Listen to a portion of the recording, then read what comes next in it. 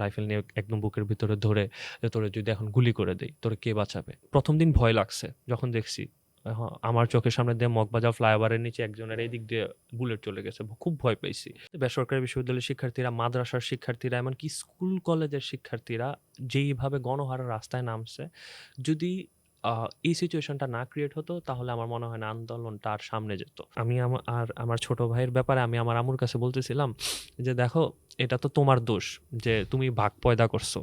তুমি যদি বিড়াল পয়দা করতা তাহলে সমস্যা হইতো না।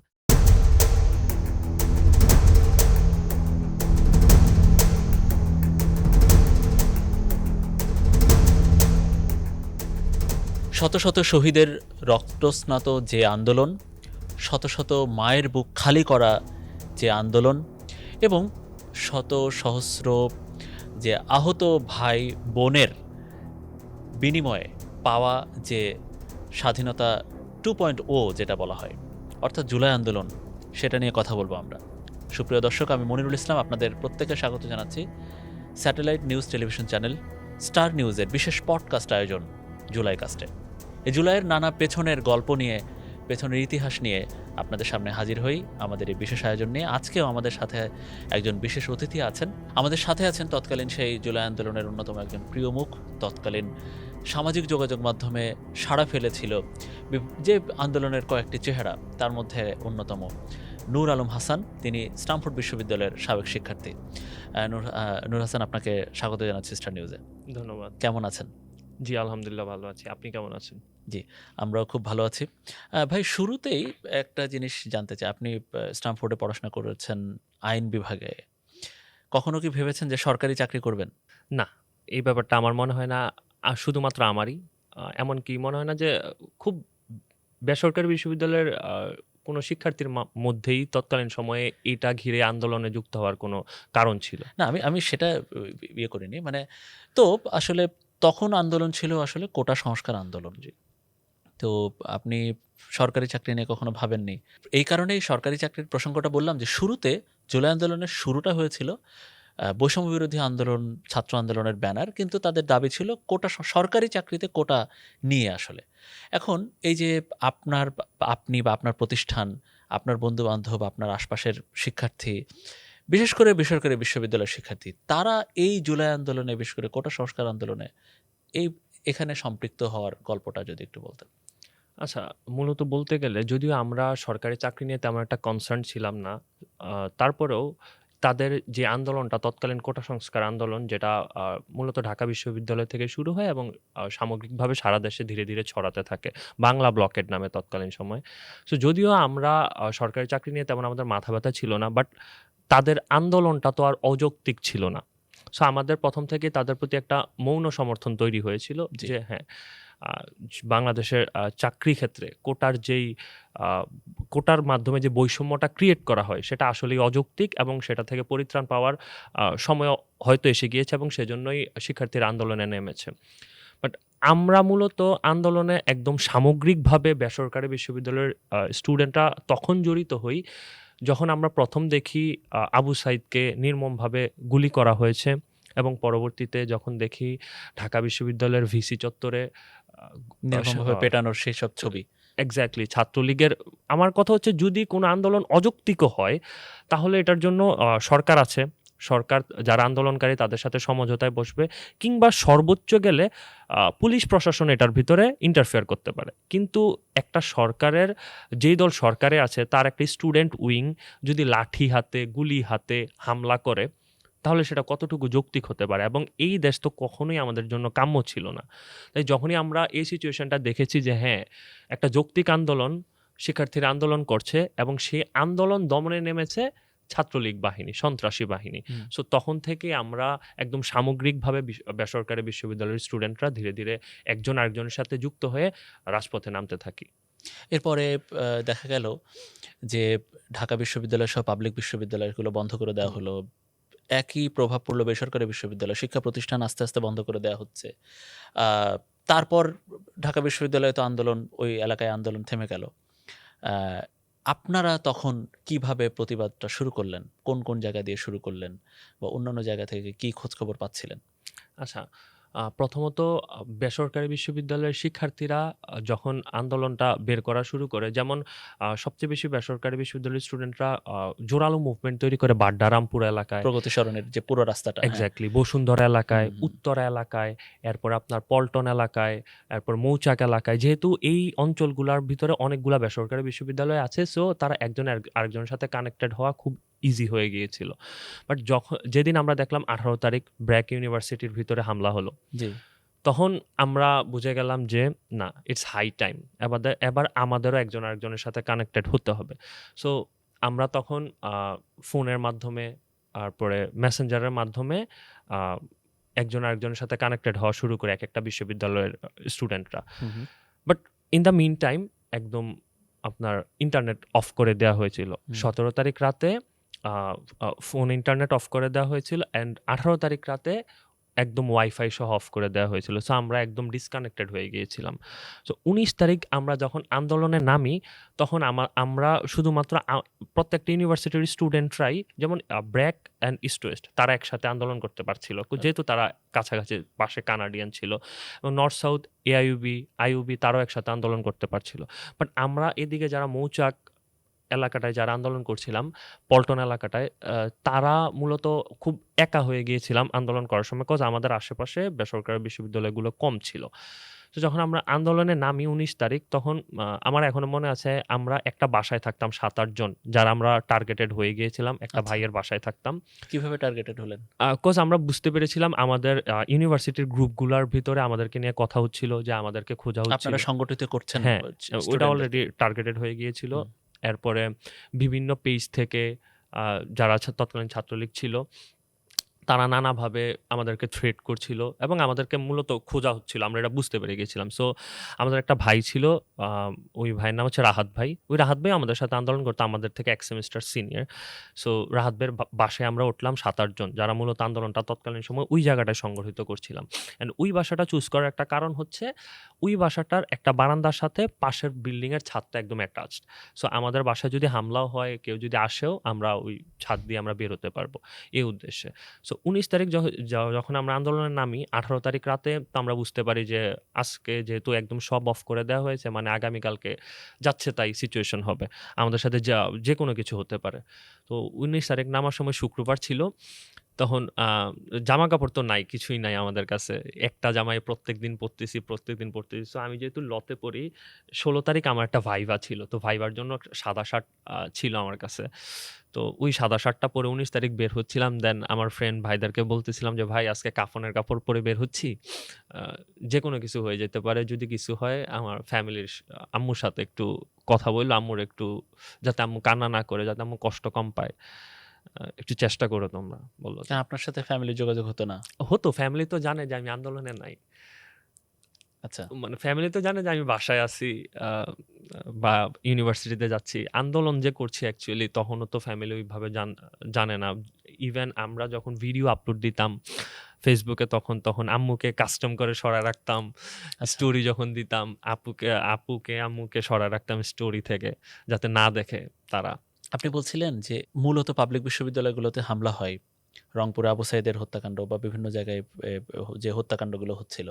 তারপরে আপনারা বিভিন্নভাবে সংগঠিত হলেন। ফেসবুক পেজ, গ্রুপ, আ আপনাদের বিশ্ববিদ্যালয় সহ অন্যান্য বিশ্ববিদ্যালয় তারা বিভিন্ন এলাকা ভিত্তিক করে আন্দোলনে নামছিলেন। আচ্ছা, এই যে আপনাদের সংগঠিত হওয়া, এইটা কি আসলে কোনো সংগঠন, সেটা বৈষম্য বিরোধী ছাত্র আন্দোলন হতে পারে, কোনো ছাত্র সংগঠন হতে পারে, তাদের পক্ষ থেকে আপনাদেরকে আহ্বান জানানো হয়, নাকি আপনারাই বা বেসরকারি বিশ্ববিদ্যালয়ের শিক্ষার্থীরাই উইলিংলি নিজে উদ্যোগে এই প্ল্যাটফর্মগুলোতে আপনারা হতে শুরু করেন, সক্রিয় হতে শুরু করেন? Still I am getting goosebumps, আমার এই কথাগুলো মনে হচ্ছে। ব্যাপারটা হচ্ছে যে না, তখনকার সময়ের আন্দোলনটা আমার মনে হয় যে এই কারণেই সফল হয়েছে, কজ ওই আন্দোলনে কেউ কাউকে ডাকতে হয়নি। আচ্ছা। আমরা ১ম থেকে শুরু করে একদম শেষ পর্যন্ত কেউই কাউকে ডাকিনি। সবাই নিজ থেকে এসেছে। সবাই মনে করেছে যে হ্যাঁ, এবার আমাদের নামা উচিত। যখন যার মনে হয়েছে তখন সে নেমেছে। আমাদের বেসরকারি বিশ্ববিদ্যালয়ের অনেকগুলা ইউনিভার্সিটিস ১ম থেকে আন্দোলনে ছিল। বাট একবারে সামগ্রিকভাবে সবাই আমরা ১৬ তারিখের পর থেকে যুক্ত হই। অ্যান্ড ১৮ তারিখ যেটা এখন আমরা প্রাইভেট ইউনিভার্সিটি রেজিস্ট্যান্স ডে হিসেবে পালন করি, ওই তারিখ হচ্ছে আপনার ব্র্যাকে হামলা হয়। অ্যান্ড তখন থেকে বাংলাদেশের সকল প্রাইভেট ইউনিভার্সিটি একের পর এক রাস্তায় নামতে থাকে। না, স্পেসিফিকলি বলতে গেলে না, আমরা সক্রিয়ভাবে নিজ ইচ্ছায় আমরা যখন মনে করেছি যে না, দেশের জন্য দেশ এবার আমাদের বলিদান চাচ্ছে, তখন আমরা রাজপথে নেমে গিয়েছিলাম। আপনি 18-19 তারিখের আন্দোলনে নামার গল্প বলছিলেন। এর পরের দিনগুলো কিভাবে অতিবাহিত হচ্ছিল? আপনারা কোথায় মিছিল করছিলেন? একটু যদি প্রতিদিনকার গল্পগুলো আচ্ছা, বলতেন। আমি 19 তারিখের ঘটনাই বলি। 19 তারিখ তো ধরেন ইন্টারনেট একদম সবকিছু অফ, বিকাশ, নগদ কোনো কিছুই কিন্তু চলতেছিল না। সো 19 তারিখ সন্ধ্যায় আমরা ছিলাম ধানমন্ডি। আ দিনের বেলায় দিকে আন্দোলন হলো, আপনার পল্টন এলাকায় ছিলাম। আমার ইউনিভার্সিটি যেহেতু সিদ্ধেশ্বরী। সো পল্টন এলাকায় আন্দোলন ছিলাম। তখন আরেকটা কথা, ওইদিন আমাদের সাথে আন্দোলনে মির্জা আব্বাস সাহেবও ছিলেন। আচ্ছা, আ যিনি ঢাকা, পল্টন এলাকায়। জি, পল্টন এলাকায়। তো হাবিবুল্লাহ বাহারের সামনে আমরা অবস্থান করছিলাম। আর ওই কাকরাইল থেকে গুলি ছাড়া হচ্ছিল। তো যখন গুলি ছাড়া হচ্ছিল, এক পর্যায়ে টিয়ার গ্যাস সহ আপনার সাউন্ড গ্রেনেড, প্যালেট বুলেটস ছাড়া হচ্ছিল। তখন আমরা দৌড়ে, দৌড়ে আ যখন আগাচ্ছিলাম, আমার সাথে ছিল আমার ফ্রেন্ড ইফাজ।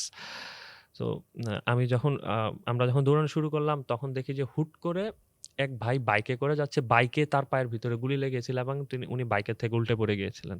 অ্যান্ড আমরা তখন সবাই দৌড়ানো শুরু করলাম। অ্যান্ড তখনই হঠাৎ করে আমার ফ্রেন্ড ইফাজ টিয়ার গ্যাসের কারণে সে আর দৌড়াতে পারছিল না, দেখতে পারতেছিল না, সে বসে গেছে। কারণ আমি প্রায় ১০০ হাত সামনে চলে গিয়েছিলাম। আমি দেখলাম যে আমার ফ্রেন্ড কই, সাথে নাই আমার। তো পরে দেখি যে পিছনে মাটিতে পড়ে আছে। দৌড়ে গিয়ে তার হাতটা ধরে আবার আমরা সোজা দৌড় দিলাম।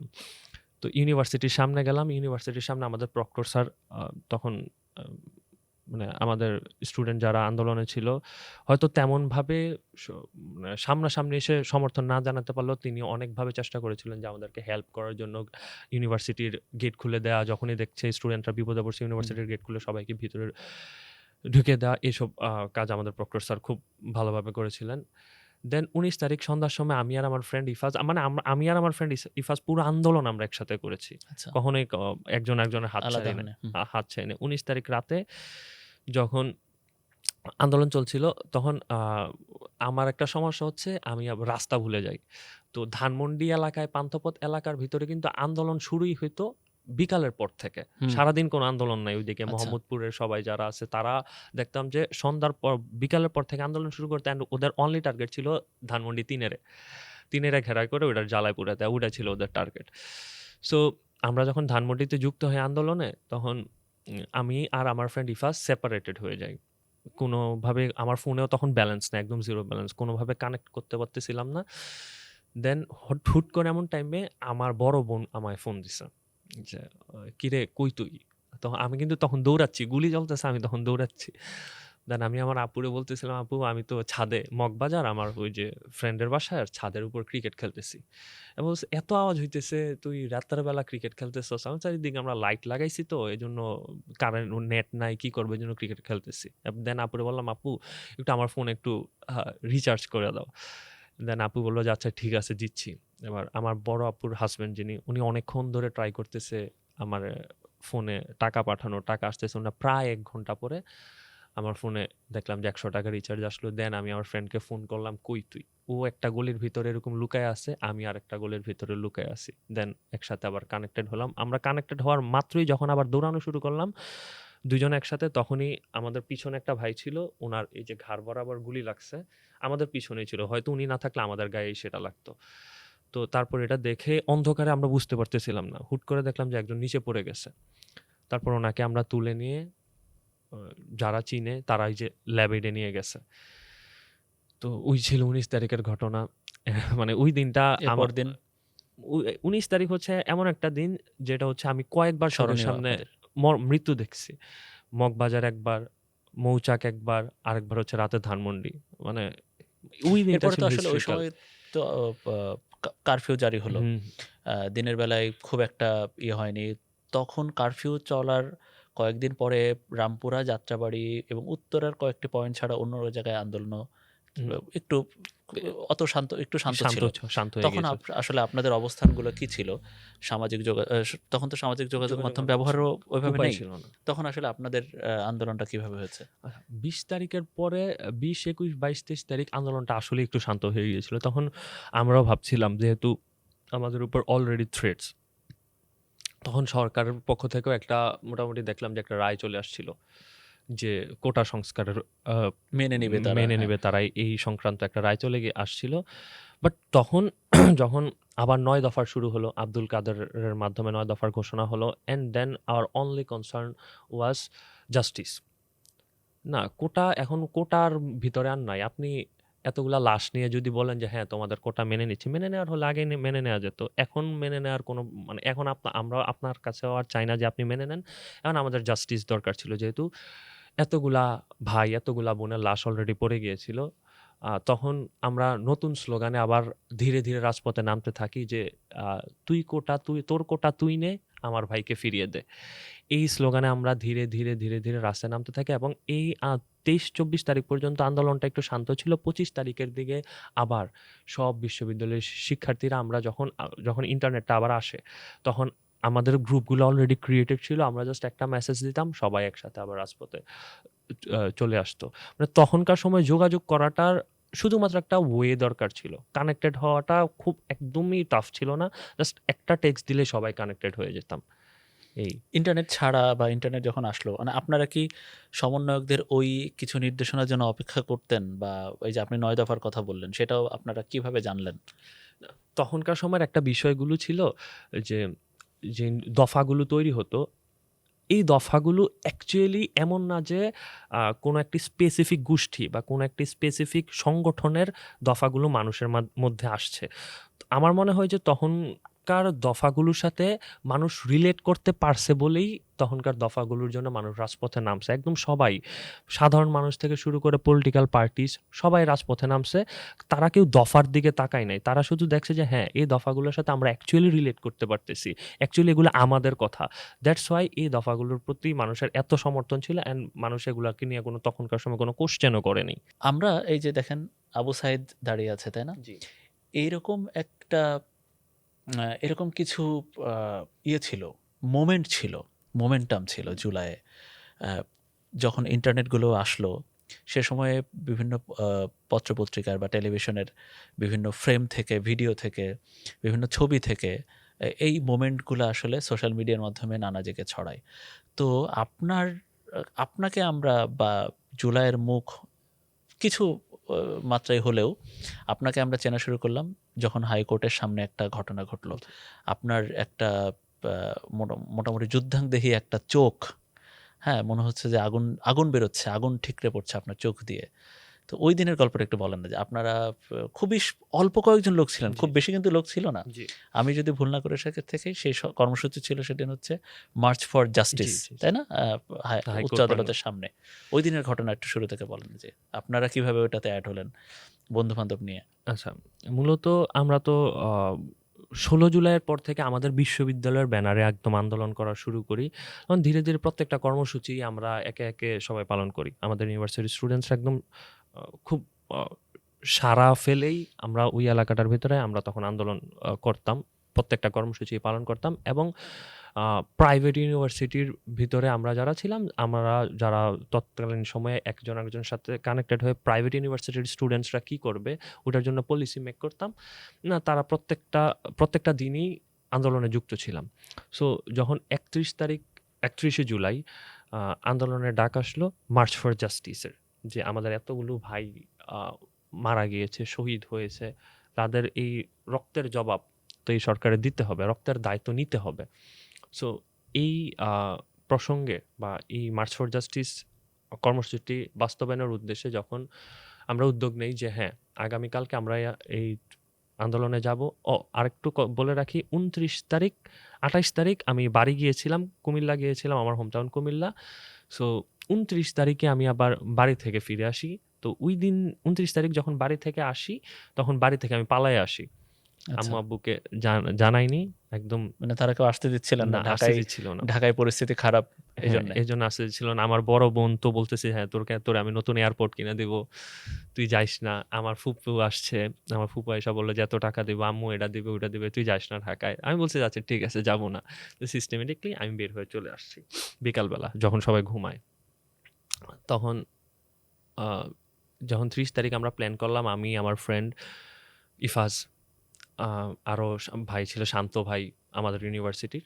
সো আমরা প্ল্যান করলাম যে হ্যাঁ, আগামীকালকের আন্দোলনে আমরা আসবো। ১১টার দিকে ক্যাম্পাস প্রাঙ্গণে আমরা থাকবো। আর ১২টার মধ্যে আমরা হাইকোর্ট প্রাঙ্গণে থাকবো। তো যখন ১১টার দিকে আমরা ১১টার আগেই চলে আসি ক্যাম্পাসে। তখন রাস্তা দিয়ে দেখছি যে হ্যাঁ, আমার বাসা তখন ছিল বাড্ডা। বাড্ডা থেকে আমি আমার ক্যাম্পাস সিদ্ধেশ্বরী পুরাটা পথ হেঁটে আসা লাগছে।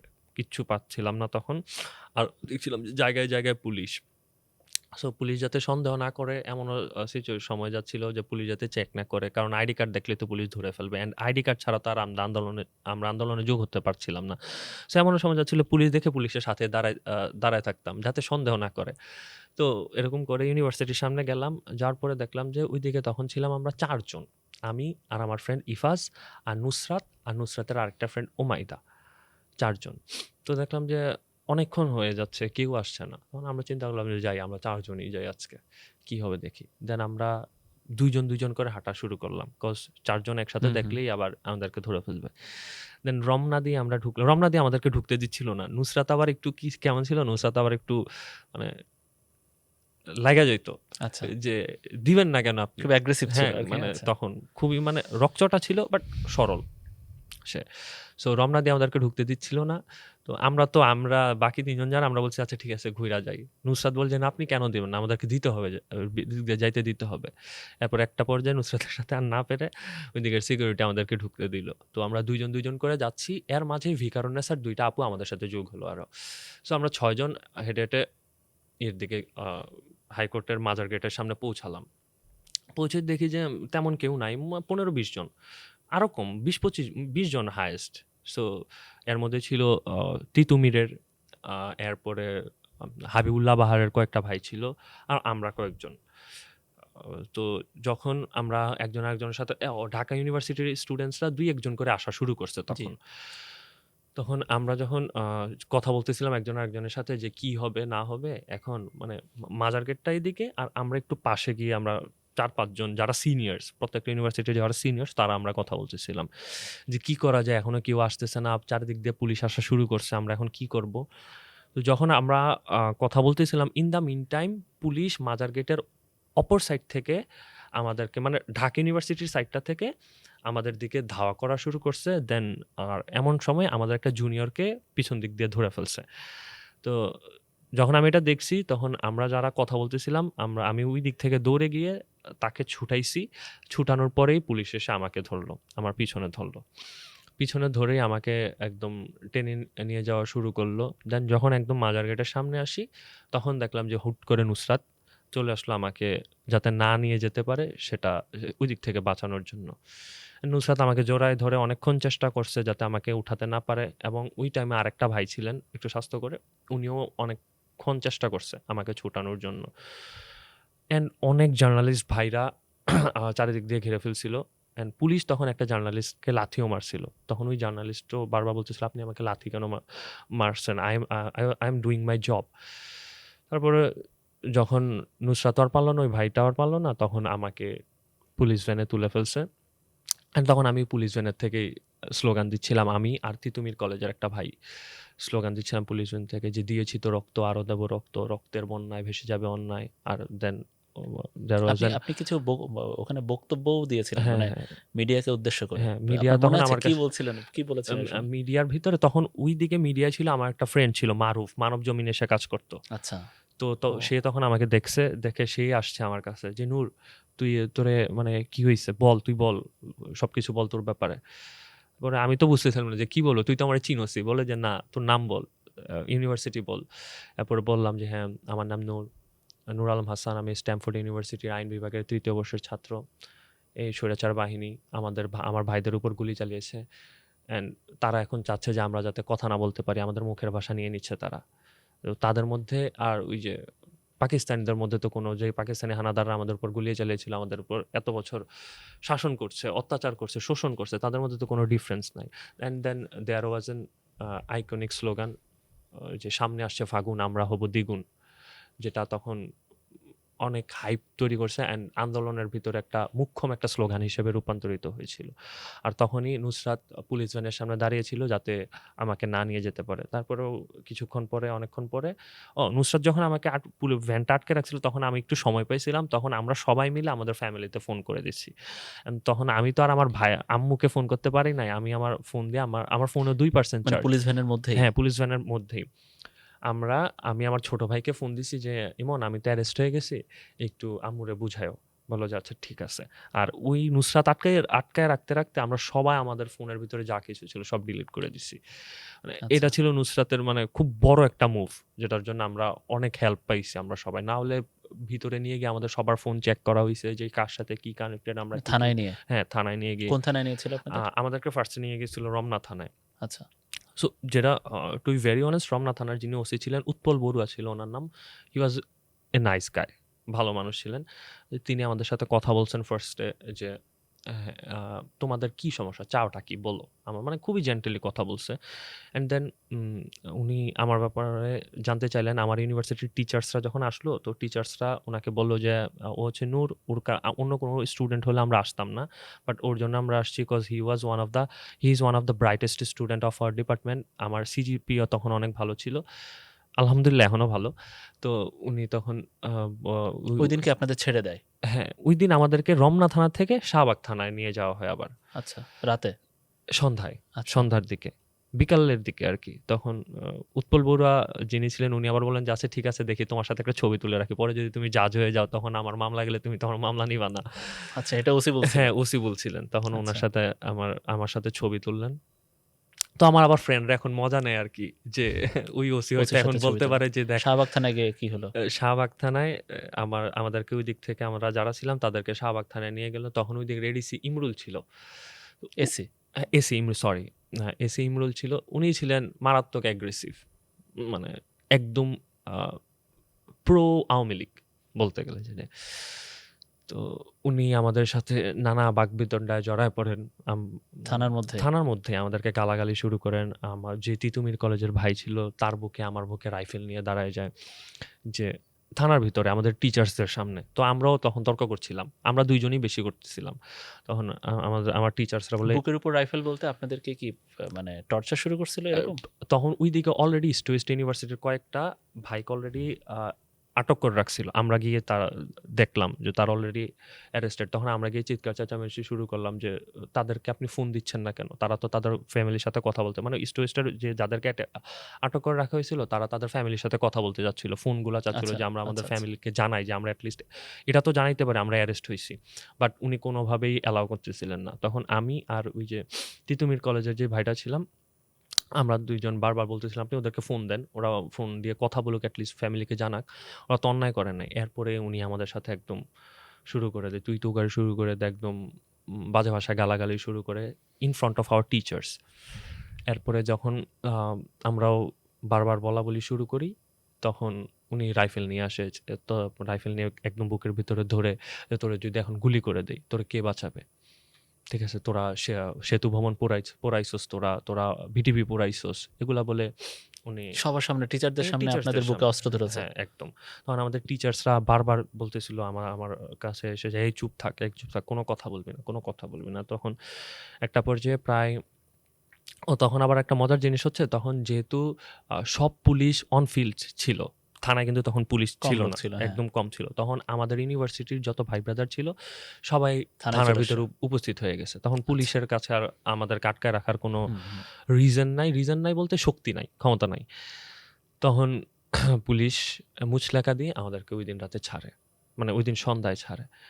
আর ঐদিন ছাড়ার পরে মনে হয় যে আমাদের রিস্কটা আরো বেড়ে গিয়েছিল। কজ আমি বের হয়ে দেখি যে আমার ছোট আপুর হাসব্যান্ডও কিন্তু তখন উপস্থিত ছিল থানার ভিতর আমাকে ছাড়ানোর জন্য। ভাইয়া বলতেছিল যে বিএনপির মিডিয়া সেল থেকে এই যে তোর ভিডিওটা পোস্ট করছে তখন।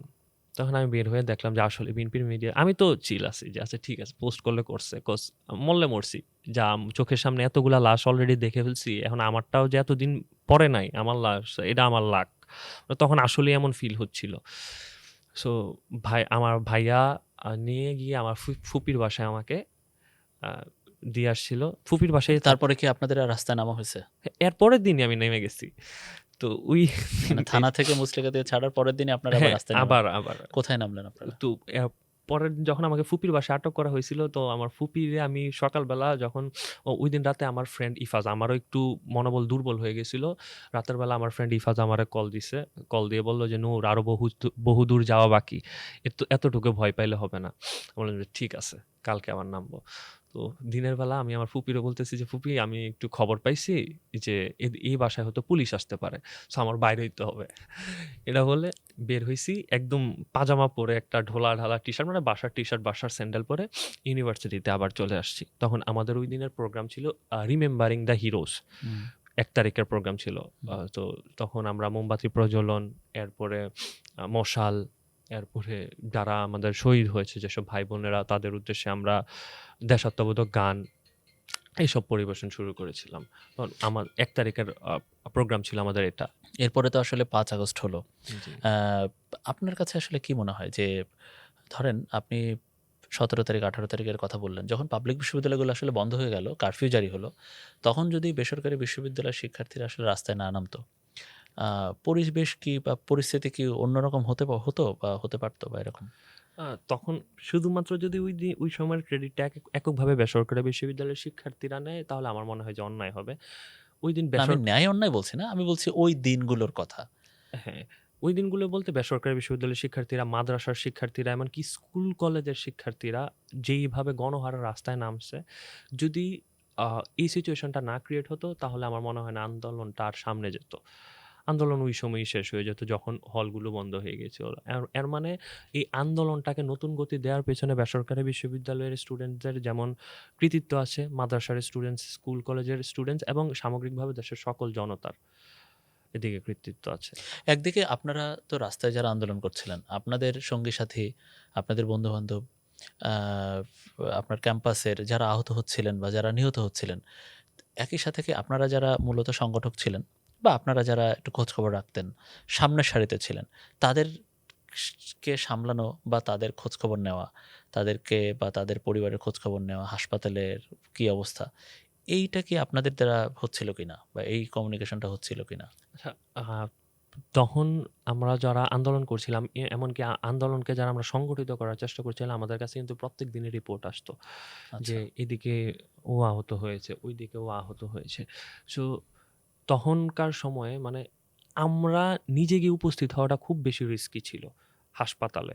এটা যেমনটা আমাদের জন্য রিস্ক, যে হাসপাতালে আছে তার জন্যও risk. Cause we all know যে আমরা কারা, কারা টার্গেটেড হয়ে আছি। সো তখন আমরা চেষ্টা করতাম তাকে একটু রিমোট কোনো হাসপাতালে নিয়ে গিয়ে অ্যাডমিট করানোর জন্য। অ্যান্ড আমাদের যারা অন্যান্য স্টুডেন্টস আছে, তাদেরকে আমরা বলতাম যে আচ্ছা কী অবস্থা, একটু খোঁজ নে, ওর বাসায় একটু খোঁজ নে, কী অবস্থা। তখন ওরা আমাদেরকে এই আপডেটসগুলো জানাতো। ইভেন আমরা একদম নিজে গিয়ে যে দেখা করা শুরু করলাম 5 আগস্টের পরে। 5 আগস্টের পরে আমরা লিস্ট তৈরি করছি। আমাদের কাছে তো আগেই আপডেট ছিল যে কারা, জি, কারা জি। আহত হয়েছিল। সো সবার ওই লিস্ট অনুযায়ী আমরা সবার বাসায়, বাসায় গিয়ে যতটুক আমরা কালেক্ট করতে পেরেছিলাম, সেই অনুযায়ী আমরা, এটা অ্যাকচুয়ালি হেল্প না, এটা মানে তাদের সাথে তাদের কন্ট্রিবিউট খোঁজখবর নেওয়া বা হচ্ছে তাদের কন্ট্রিবিউট আপডেটগুলো নেওয়া। নেওয়ার চেষ্টা করছিলাম। আপনি একটা প্রসঙ্গ উল্লেখ করেছেন, মানে আপনাকে যখন প্রিজন ভ্যানে তুলে নেওয়া হয়, আপনার একজন ফ্রেন্ড, নারী বন্ধু, উনিও নুসরাত, উনি কি স্টামফোর্ডের শিক্ষার্থী? হ্যাঁ, ও আমার জুনিয়র। আচ্ছা, আপনার জুনিয়র। তো তার সাথে কি এরপরে নিয়ে এটা নিয়ে কথা হয় কিনা যে একটা প্রিজন ভ্যানের সামনে, 4 চাকার এত বড় একটা ট্রাকের সামনে বা গাড়ির সামনে সে একা এইভাবে দাঁড়িয়ে যাওয়া, একটা ট্রাক থামিয়ে দেওয়ার জন্য বা প্রিজন ভ্যান থামিয়ে যাওয়ার জন্য। তো সত্যি, সত্যি ওই গাড়িটা যদি তার উপর দিয়ে উঠিয়ে দিত। তো ওই সময় আসলে এই মনোবলগুলো বা আপনি সে সময় বলছেন যে একটা স্বৈরাচার সরকার হানাদার বাহিনীর সাথে, পাকিস্তানি হানাদার বাহিনীর সাথে তুলনা করছেন। এই যে মনোবলগুলো, এইগুলোর পেছনে আসলে কি কাজ করেছে? আচ্ছা, ব্যাপারটা হচ্ছে বা আপনার বন্ধুর ভাষ্য আপনি বলতে পারেন যে উনি একটা গাড়ি থামিয়ে দেওয়ার এই যে সাহস, মনোবল। আচ্ছা, নুসরাতের ব্যাপারটা বলতে গেলে নুসরাতকে যারা চিনে তারা জানে নুসরাত কেমন। আচ্ছা, ঠিক আছে? নুসরাত মানে যখন নুসরাতের কাছে মনে হবে যে এটা সমস্যা, এটা প্রবলেম, সে সামনে দাঁড়াবেই। এটা আচ্ছা। কেউ না হোক, সে অন্তত দাঁড়াবেই। নুসরাত মানুষটাই এমন। যদিও সে বয়সে কম, তারপরেও সে খুবই অন্যায়ের বিরুদ্ধে যখনই তার কাছে অন্যায় মনে হয় সে দাঁড়িয়ে যায়।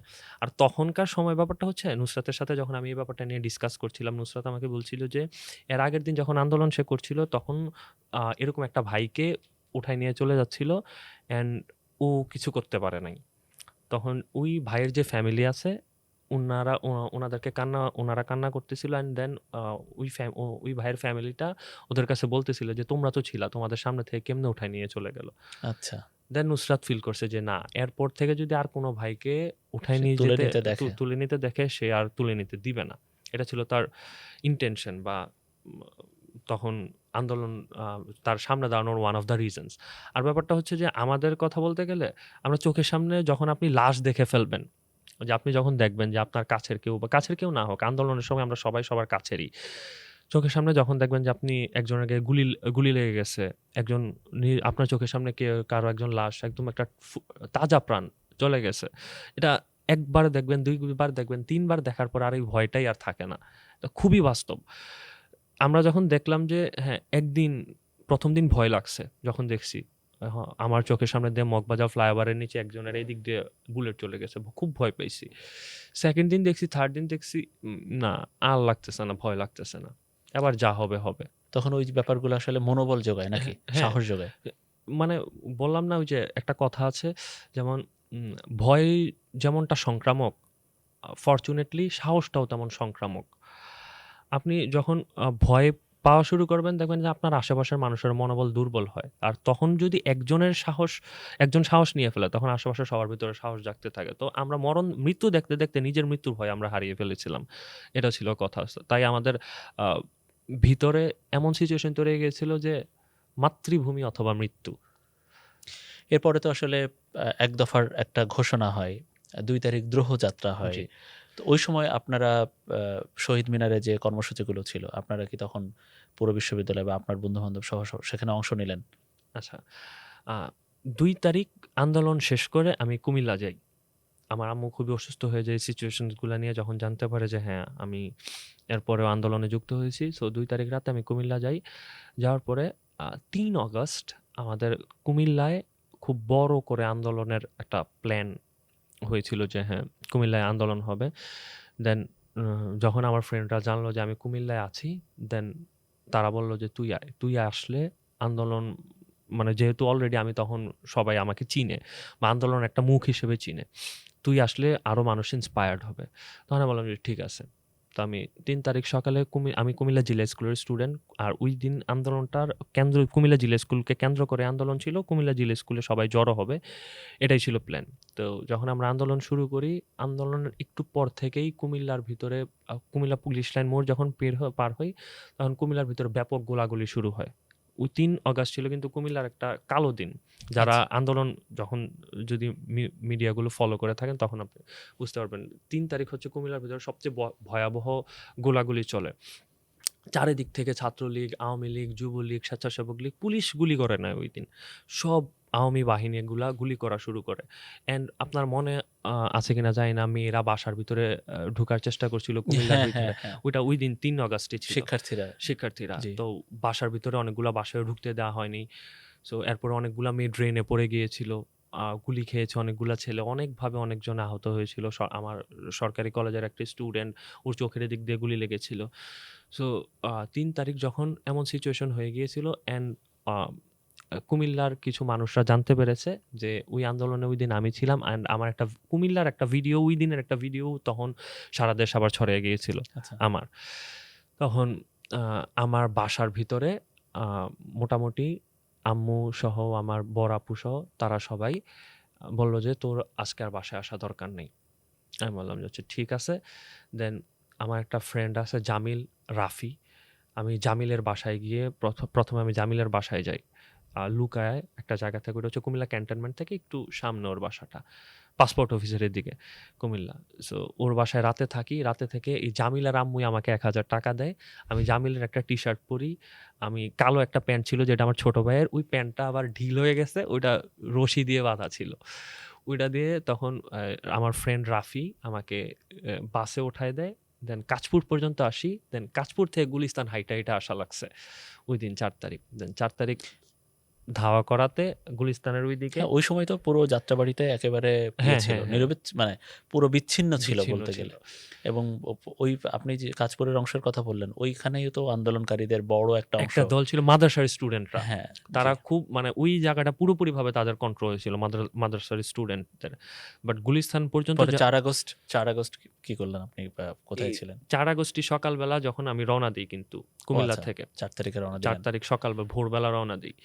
দেন কাঁচপুর পর্যন্ত হেঁটে হেঁটে আসার পরে, কাঁচপুর থেকে গুলিস্তান পর্যন্ত হেঁটে হেঁটে আসি। দেন গুলিস্তানের ওইদিকে আমরা তো কয়েকজন হেঁটে হেঁটে একসাথে আসতেছিলাম। দেন দেখলাম যে ছাত্রলীগের ওরা চারিদিক থেকে ধাওয়া দেওয়া শুরু করছে, যাদের মাথার ভিতর পতাকা, আমাদের মাথায় কিন্তু পতাকা ছিল, আমাদেরকে ধাওয়া দেওয়া শুরু করছে। দেন একটা পাঠাওয়ের ভাই ছিল, উনি বলল যে ভাই তাড়াতাড়ি ওঠেন, উনি সামহাও আমাকে চিনতে পারছে, চিনে বলল যে ভাই আচ্ছা, তাড়াতাড়ি উঠেন। এরপরে যাইতে যাইতে বলতেছিল ভাই আপনাকে তো চিনছি, আপনি অ্যারেস্ট হয়েছিলেন না? হ্যাঁ, ফেসবুকে অ্যারেস্ট দেখেছি। হয়েছিলেন না হাইকোর্টের সামনে? আমি বললাম যে জি। তারপর উনি আমাকে ক্যাম্পাসের সামনে নিয়ে আসে। আসলে প্রত্যেকটা এরকম ছোট ছোট গল্পগুলো, অনুভূতিগুলোই আসলে রুদ্ধশ্বাস হুম, তৈরি করে, তাই না? আহ, ওই সময় আসলে যারা আন্দোলন করেছেনই প্রত্যেকেরই সামান্য, কারো কম, কারো বেশি, কারো একটু বেশি, এ ধরনের গল্প আসলে আছে। কিন্তু যারা আসলে সেই আন্দোলনে হাত পা হারিয়েছে, যারা আসলে জীবন হারিয়েছে, আপনাদের কি কখনো মনে হতো যে মুক্তিযুদ্ধে মানুষ জীবন দিতে মুক্তিযুদ্ধে অংশগ্রহণ করেছিল? মানে আপনাদের কি তখন মনে হতো যে না, আমিও আমার জীবন দিয়ে দেব? এই ধরনের ইচ্ছা হতো, তাড়া করতো আপনাদের? অ্যাকচুয়ালি জীবন দিয়ে দিব ওই ব্যাপারটা মাথায় আসছে কিনা জানি না, বাট মনে হতো যে আমার এই জীবনটা যদি এখন দেশের জন্য না লাগে, আমার এই জীবনটা তাহলে যদি আর কখন? আর কখন লাগবে, আমার আমার যদি এখনো ঘরের ভিতরে বসে থাকতে হয়, তাহলে আমার এই জীবন থেকে এই জীবন, বাকি জীবন কাটানোর চেয়ে না কাটানোই ভালো, এরকম মনে হতো। অ্যান্ড একটা জিনিস হচ্ছে যে তখন আমরা একটা গান অনেকবার শুনতাম, বা প্রত্যেকটা দিন একটা শোনা হতো একটা। শোনো মহাজন, এটা? না, ওই গানটা ছিল মুক্তির মন্দির আচ্ছা, আচ্ছা, সোপান হ্যাঁ। তলে। এই গানটা যখন কত প্রাণ শুনতাম, হলো বলিদান। কত প্রাণ হলো বলিদান। এই গানটা যখনই শুনতাম তখনই অনেক কান্না চলে আসতো। ওই যারা, যারা শহীদ হয়েছেন, যারা, যারা আহত হয়েছেন তাদের চেহারা চোখে ভাসতো। মনে হতো যে আচ্ছা, মৃত্যু হলে তো এমন মৃত্যু হওয়া দরকার। এই যে ঘরের ভিতরে বসে থেকে আ এই মৃত্যু কে চায়? ইভেন আমার আম্মু কিন্তু একটা টাইম পর্যন্ত আমাকে আটকায় রাখার চেষ্টা করছিল। ওইদিন আমার ছোট ভাই সে কিন্তু কুমিল্লার ভিতরে প্রটেস্টের ভিতরে হিউজ আ ইমপ্যাক্ট রাখছিল। তখন আর আমার ছোট ভাইয়ের ব্যাপারে আমি আমার আম্মুর কাছে বলতেছিলাম যে, "দেখো, এটা তো তোমার দোষ যে তুমি বাঘ পয়দা করছো। তুমি যদি বিড়াল পয়দা করতা তাহলে সমস্যা হইতো না।" আর যখন ৩ তারিখের দিকে, যখন ৩ তারিখ শেষ হয়, ৪ তারিখের দিকে আমার আম্মু আমাকে বলতেছিল, "যা আন্দোলন কর।" কারণ আম্মু দেখতেছে যে বারান্দায় থেকে মানুষ মরতেছে, ছাদে থেকে মানুষ মরতেছে, বাচ্চা, বাচ্চা প্রাণ। মানে যাদের অ্যাকচুয়ালি আন্দোলনের সাথে কোনো সম্পৃক্ততা নেই। ৩ বছরের শিশু, ৪ বছরের শিশু, যারা আন্দোলন মানে কি, সরকার মানে কি, কোটা মানে কি, কিচ্ছুই জানে না। বারান্দায় ছিল, ছাদে ছিল। ওই জায়গা থেকে যদি এই বাচ্চা শিশুগুলার জানের নিরাপত্তা না থাকে, তাহলে আমার মতো মানুষ, একটা অ্যাডাল্ট, একটা এডুকেটেড মানুষ যদি ঘরে বসে থাকি, আমার মনে হতো যে আমাদের মরে যাওয়াই ভালো। যদি ওই সময়টাও আমরা ফিল করতাম যে হ্যাঁ, আমরা আবার ঘরে বসে থাকি। আর ওই টাইমে আমার মাও আর আমাকে আটকায় নাই। বলে, "যা আন্দোলনে যা। মরলে রাস্তায় মর।" একটা ব্যাপার না আমার খুব একটু কৌতূহল লাগে। দেখেন, তারপরে তো ৫ আগস্ট হলো। জি। আপনাদের বিজয় অর্জন হলো। বিশেষ করে আপনারা যারা আন্দোলনে ছিলেন, আপনাদের একটা খুশির দিন ছিল। এরপরে আমরা দেখেছি যে একটা সরকার গঠন হলো। ওই সরকার গঠনে আমরা দেখেছি যে আ তৎকালীন বৈষম্যবিরোধী ছাত্র আন্দোলনে যারা ছিলেন, তারা রাজনৈতিক দল গঠন করলেন, সংসদে গেলেন। কিন্তু আপনারা যারা আসলে বেসরকারি বিশ্ববিদ্যালয়ে থেকে অংশ নিলেন, আন্দোলনে অংশ নিলেন, বিভিন্ন জায়গায় বিভিন্ন অবদান রাখলেন, ভূমিকা রাখলেন, কষ্ট করলেন, ত্যাগ তিতিক্ষা করলেন, তারা আসলে ঘরে ফিরে গেলেন। আমি অধিকাংশ বেসরকারি বিশ্ববিদ্যালয়ের শিক্ষার্থীদের সেটাই দেখেছি, তারা একেবারে পড়াশোনার টেবিলে ফেরত গেলেন। তো আপনাদের কি কখনো মনে হয়নি যে যে না, কোনো সুযোগ সুবিধা গ্রহণ করা উচিত, বা যেটাই হোক, এইটার পেছনে আসলে কি কাজ করেছে? ব্যাপারটা বলতে গেলে যেমন পাবলিক ইউনিভার্সিটিগুলোর ভিতরে যেমনটা দেখা যায় যে প্রথম থেকেই তাদের মানে প্রত্যেকটা পাবলিক ইউনিভার্সিটির ভিতরেই একটা পলিটিক্যাল ক্যাবলা থাকে। তারা পলিটিক্যাল হাব থাকে অ্যাকচুয়ালি, হুম, হুম। পলিটিক্সটাকে ঘিরেই বড় হয় তারা। সো জেনারেলি সাধারণভাবে তারা জানে পলিটিক্সের কোন জায়গায় ফাঁকফোকর থাকে, বা অ্যাকচুয়ালি পলিটিক্সটাকে কোন জায়গার ভিতরে ওয়ার্ক করানো যায়, পলিটিক্সটাকে কিভাবে কাজে লাগানো যায়। সো এই বেসিক থিংসগুলা প্রাইভেট ইউনিভার্সিটি স্টুডেন্টসদের ভিতরে ছিল না। আমরা জানতামই না যে আচ্ছা ঠিক আছে, যদি আমাদের কাছে এই ক্ষমতাটাও আসে আমরা এটাকে কিভাবে ইউজ করব, আমরা আচ্ছা। এটাও জানতাম না, যেটা ভ্যারি ট্রু। সো আমরা প্রাইভেট ইউনিভার্সিটির স্টুডেন্টসরা যখনই আমরা দেখলাম যে 5 আগস্ট হয়ে গেছে, আমরা যেই জিনিসটা চাইছি অ্যাকচুয়ালি তখনকার সময়ের জন্য, যে শেখ হাসিনা যাক, চলে যাক, পতন হোক, আর তখন আমাদের অনলি কনসার্ন ছিল যে একটা সুন্দর দেশ অ্যান্ড বিচার। সো এই বিচারের জন্য তখন আমরা ধীরে ধীরে ধীরে ধীরে আবার জড়ো হতে শুরু করি। আমরা আবার সম্মিলিত বেসরকারির ব্যানার থেকে আমরা বারবার বিচারের দাবি জানাই তৎকালীন সরকারের কাছে। বাট আমরা দেখলাম যে না, সরকার এখন আর ওই বিচারের দিকে কনসার্ন না। অ্যান্ড নানা দিক থেকে দেখা যায় যে ওই পলিটিক্যাল পার্টিসগুলার ইনফ্লুয়েন্সে ওই সরকারটা কোনো মানে কাজই সবল করতে কোনো পারছে না। সরকারে পরিণত হতে পারছে না। খুবই একটা দুর্বল, একটা মিনমিনে সরকার হয়ে আছে। তখন অ্যাকচুয়ালি তখনকার টাইমে আমরা ওই সরকারের কাছ থেকে আশা হারাইছি একটা টাইম পরে। নাও এট লিস্ট এখন যখন নির্বাচিত সরকার আসছে, সো আমরা চাই এই সরকার যাতে অন্তত অন্য কোনো কিছু হোক আর না হোক, অন্তত যাতে আমাদের যেই ভাইরা আ হুম। শহীদ হয়েছেন তাদের বিচারের পক্ষে, তাদের বিচার নিয়ে অনড় থাকেন। তাদের বিচারটা যাতে অন্তত হয়। একটা একটা মূল্যায়নের প্রসঙ্গে আসি। একটু ছোট করেই জানতে চাইবো আপনার কাছে মূল্যায়নটা। জুলাই আন্দোলন শেষ হওয়ার পরে ৫ আগস্টের পরে আমরা বিভিন্ন ছাত্র সংগঠন, বিভিন্ন বড়, বড় সংগঠন, রাজনৈতিক দল, তাদের কাছ থেকে না এই জুলাইয়ের কৃতিত্ব, আমি একেবারে কোটানকুটি বলি, এই যে জুলাইয়ের কৃতিত্ব শব্দটা, টার্মগুলো শুনতে পাই। কে কি করেছে, কে কি, কার কি অবদান, কে কোন দিক দিয়ে, কার কত সংখ্যক আহত, নিহত, এই তালিকা। এটা আসলে আপনারা কিভাবে দেখেন? এবং পরবর্তীতে আমরা দেখলাম যে, আমি কিছুক্ষণ আগে বলছিলাম যে রাজনৈতিক দল গঠন হলো, এটা হলো, সেটা হলো। আমরা বিভিন্ন স্টেক হোল্ডার, বিভিন্ন জায়গায় বিভিন্ন লোকজন বসলো। কেউ ক্ষমতায় পেলো, আ কেউ রাজনৈতিকভাবে, কেউ আসলে সরকারি দিক দিয়ে, কেউ বেসরকারিভাবে সুবিধা পেলো, কেউ সরকারি সুবিধা পেলো। সেখানে আমরা বেসরকারি বিশ্ববিদ্যালয়ের শিক্ষার্থী বা তাদের যারা আন্দোলন করেছে সেখানকার আ ইয়েটা একটু কম দেখলাম, অংশগ্রহণটা একটু কম দেখলাম। জুলাই কৃতিত্ব এবং ওই যে অংশগ্রহণ কম, আপনার মূল্যায়ন? আচ্ছা, এই যে কৃতিত্বের কথাটা যদি বলতে যাই, এই ব্যাপারগুলো যারা ক্লেম করে, ব্যাপারটা সম্পূর্ণভাবে ফুলিশ।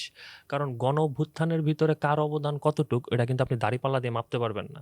বিকজ গুলি যখন আসছিল, তখন গুলি কিন্তু এভাবে আসে নাই যে এটা ছাত্রদলের ভাই, ওর দিকে আমি যাব, এটা ছাত্র শিবিরের ভাই, ওর দিকে আমি যাব। গুলি যার দিকে যাওয়ার তার দিকেই যাচ্ছিল। এখন ধরেন আপনার দলের কর্মী যদি আ দ বেশি মারা বেশি গিয়ে মারা থাকে। যায়, দ্যাট ডাজন্ট মিন যে আপনার দলের কন্ট্রিবিউশন বেশি। গুলিটা তার দিকে তখন লাগছে। এই গুলিটা আরেকজনের দিকেও লাগতে লাগতে পারত। পারত। এমন না যে ওই যার দিকে লাগে নাই সে গুলিটা দেখে পিছনে সরে গিয়েছিল। ব্যাপারটা এমন ছিল না। সো গণ অভ্যুত্থানের ভিতরে কারো কন্ট্রিবিউশন মাপা যায় না। সবার কন্ট্রিবিউশন এদিকে আছে, অ্যান্ড দ্যাটস হোয়াই এটা গণ অভ্যুত্থান হিসেবে রূপান্তরিত হয়েছে। আর সেকেন্ডলি যদি প্রাইভেট ইউনিভার্সিটির স্টুডেন্টসদের অংশগ্রহণের কথা বলতে চাই, দেখেন আফটার জুলাই। আফটার জুলাই এই ব্যাপারটা আম আপনার হাসিনার সময় থেকেই পলিটিক্সটাকে এমনভাবে ম্যানিপুলেট করা হইছে, তখন একটা আ মানে কোড তৈরি হয়ে গেছিল এমন যে politics is not for gentleman. So private ইউনিভার্সিটির স্টুডেন্টসরা তখনকার সময় থেকে ধীরে ধীরে পলিটিক্স বিমুখী হওয়া শুরু করে। শুরু থেকে ২০০৪ এর পর থেকে, মানে আওয়ামী লীগের আসার পর থেকেই আমার মনে হয় না যে প্রাইভেট ইউনিভার্সিটির, মানে বাংলাদেশের ইতিহাসে কখনোই মনে হয় না যে প্রাইভেট ইউনিভার্সিটির স্টুডেন্টসরা আফটার জুলাই যতটুকু পলিটিক্সে ইনভলভ হয়েছে এর আগে ততটুকু ছিল।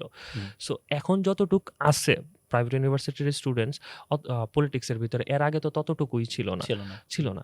সো এখনো যেই কম, ওই কমটাও ওই যে যেমন একটা টেন্ডেন্সি আগে ছিল যে politics is not for gentleman, ওইটার কারণেই অ্যান্ড ধীরে ধীরে প্রাইভেট ইউনিভার্সিটির স্টুডেন্টসরা এইটা থেকে বের হওয়া শুরু করছে। অ্যান্ড বিসাইড যদি একটু প্র্যাকটিক্যালি চিন্তা করেন, একটা স্টুডেন্টকে প্রাইভেট ইউনিভার্সিটিতে তার বাবা মা লাখ লাখ টাকা খরচ করে পড়ায়, যেটা সত্য কথা, practical, if I am being practical, lakh lakh টাকা খরচ করে পড়ায়। অ্যান্ড পলিটিক্সের ভিতরে আপনার ফিউচারটা খুবই নড়বড়ে অ্যান্ড খুবই মানে শক্ত ফিউচার না, বা যদি বলে আপনার মানে কনক্রিট কোনো ফিউচার না, কি হবে না হবে সেটা নিয়ে উম, সেটা ব্যাপারে কোনো সেটা নিয়ে গ্যারান্টি আসলে নেই। হ্যাঁ, আপনারা একটু নেতিবাচকভাবেই নেন। ১ মিনিটের একটা উত্তর জানতে চাইবো। আপনারা যখন জুলাই আন্দোলনে নেমেছিলেন, তখন নিশ্চয়ই বিচারের পাশাপাশি আরো জুলাই আমরা চেতনার কথা বলি, হুম, হুম। আমরা সংস্কারের কথা বলি। তো সেই সময়কার সেই যে চেতনা, সেই যে চিন্তাধারা, এখন এই যে কয়েক বছর হয়ে গেল, ২ বছর হয়ে গেল, তারও বেশি সময় হয়ে গেল। কতটুকু ফারাক দেখছেন? এক সংক্ষেপে যদি একটু বলেন। কতটুকু চেতনার বাস্তবায়ন হলো, বা যা প্রত্যাশা করেছিলেন সেটার বাস্তবায়ন কতটুকু হলো? আচ্ছা, আহ, জুলাই জুলাইয়ের ভিতরে স্টুডেন্টসরা প্রথমে নেমেছিল বৈষম্যের কারণে, যে কোটা প্রথার মাধ্যমে একটা বৈষম্য তৈরি করা হচ্ছে। সেকেন্ডলি জুলাই ভিতরে সাধারণ মানুষও সবাই যুক্ত হয়েছিল আপনার জাস্টিসের কারণে, যখন দেখলো যে লাশ পড়লো। বাট আপনি যদি চিন্তা করেন, আমাদের তখনকার সময় সবচেয়ে বড় ক্রাইসিস ছিল বাক স্বাধীনতা। আমরা আমাদের কথা বলার স্বাধীনতাটা হারাই ফেলছিলাম। আপনার সরকারি বাহিনী, প্রশাসন, হুম, বিসাইডস হুম। তাদের স্টুডেন্ট উইং, গভর্নমেন্টের স্টুডেন্ট উইং, আপনার যুব উইং, সবাই মিলে হামলা করা শুরু করতো। তার পাশাপাশি ডিএস এর মতো অ্যাক্ট তৈরি করা হয়েছিল, যেগুলা দিয়ে মানুষের একদম বাক স্বাধীনতাকে একদম মেরে ফেলা হয়েছিল। সো আমার মনে হয় যে আফটার 5th of অগাস্ট আমরা এই বাক স্বাধীনতার দিকে অনেকখানি ঝুঁকতে এগিয়েছেন। পেরেছি। হুম, আচ্ছা। আমরা এদিক দিয়ে উন্নতি হচ্ছে। আমরা উন্নতি হয়েছে। অ্যান্ড আমার মনে হয় আমি কেন হোপফুল সামনের দিকে, সেটার কারণ হচ্ছে আমি যত বলতে পারবো, যত কোশ্চেন করতে পারবো, তত আমি ওই একটা গভর্নমেন্টকে তত অ্যাকাউন্টেবল করতে পারবো। এখন যদি আমাকে কোশ্চেন করার সুযোগই না দেয়, তখন তার আর অ্যাকাউন্টেবিলিটি থাকবে না। অ্যান্ড একটা সরকারের যত বেশি অ্যাকাউন্টেবিলিটি থাকবে, সে তত বেশি জনগণমুখী হবে এবং সে কাজ করার প্রতি অগ্রসর হবে। সেজন্য আমি একটু hopeful. But still there are many things to do. অনেক কিছু আছে যেগুলো এখনো আমরা পাইনি, যেগুলো এখনো করা হয়নি, যেগুলো নিয়ে এখনো কাজ করা দরকার। এর মধ্যে সবচেয়ে বড় বিষয় সেটা হচ্ছে জুলাই সনদ। জুলাই সনদের ফিউচার কি হবে সেটা এখনো আমরা জানি না, এবং এই সরকারকে এই জুলাই সনদ নিয়ে এখনো আমরা নানা তালবাহানা করতে দেখছি, যেটা আমরা অ্যাকচুয়ালি বলতে গেলে কি, যেটা আমি একটা কথা বলেই ফেলি। কথা হচ্ছে যে আমরা চাই, বিএনপি গভর্নমেন্ট এখন ফর্ম করেছে, চাই যে বিএনপি গভর্নমেন্ট যাতে ফল না করুক, যাতে তারা কাজ করুক। এটা আসলেই মন থেকে চাই আমি। বাট আপনি নিশ্চয়ই এই লাইনটাও বলবেন যে, এই যে ফল না করা, সেটার জন্য এই যে জেনারেশন জেড যেটা, তাদের মন মানসিকতা বোঝা, বা তরুণ প্রজন্মের মন মানসিকতা বুঝে তারা যদি দেশ চালাতে পারে, আপনি নিশ্চয়ই এটাই বলবেন। হ্যাঁ, এটা বলবো। আরেকটা জিনিস আমি বলতে চাই, আমি চাই যে অন্তত আমার এই কথাটা যাতে তারেক রহমান শুনুক, মানে মাননীয় প্রধানমন্ত্রী তারেক বলেন। রহমান শুনুক, যে আমার মনে হয় যে বিএনপি ইন্টেলেকচুয়ালি কাজ করা দরকার। মানে একটা পলিটিক্যাল পার্টি ইন্টেলেকচুয়ালি কতটা ইনসলভেন্ট হলে তাদের স্লোগান হতে পারে তারেক রহমান, রহমান তারেক। মানে এটা একটা পলিটিক্যাল পার্টির স্লোগান হইতে পারে? কতটুকু ইন্টেলেকচুয়ালি ইনসলভেন্ট হলে আমার মনে হয় যে আমি মানে আপনি বলছেন স্লোগান থেকে মন মানসিকতা সবকিছুর একটা সবকিছু বুদ্ধিবৃত্তিক সংস্কার পরিবর্তন আনা দরকার। যে আপনার কাছ থেকে আসলে ভালো ভালো কিছু কথা শুনলাম, এবং বিশেষ করে জুলাইয়ের যে ইতিহাসগুলো, যে গল্পগুলো অনেকের অজানা থাকে, অনেকের মনের মধ্যে গেঁথে থাকে। তো আমরা নূর হাসানের পক্ষ থেকে সেটা শুনলাম। অনেক অনেক ধন্যবাদ, আপনি এতক্ষণ আমাদের সময় দিয়েছেন। দর্শক, জুলাই আন্দোলনের একজন প্রিয় মুখ, তার কথা শুনছিলাম, নূরের কাছ থেকে গল্প শুনছিলাম। নিশ্চয়ই নতুন কোনো পর্বে নতুন কোনো বিশেষ অতিথি নিয়ে আমরা হাজির হব। আর এতক্ষণ আমাদের এই জুলাই কাস্ট দেখার জন্য আপনাদেরকে অনেক অনেক ধন্যবাদ।